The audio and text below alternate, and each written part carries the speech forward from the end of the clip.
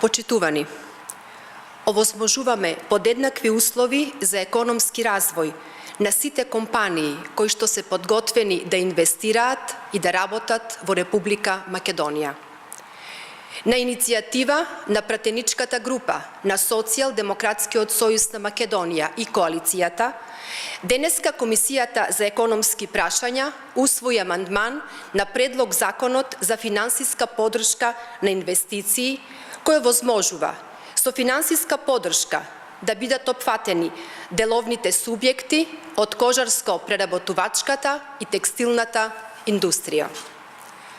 На овој начин се зголемува опфатот на домашни компании деловни субјекти кои што ќе можат да добијат подршка за натамошен економски развој и напредок.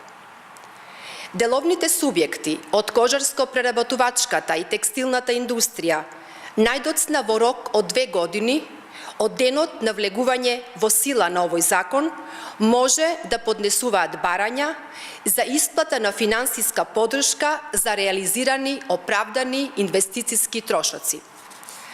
За разлика од досега, кога предност имаа само странските компании, овој закон ќе овозможи подеднаква подршка и на домашните и на странските компании.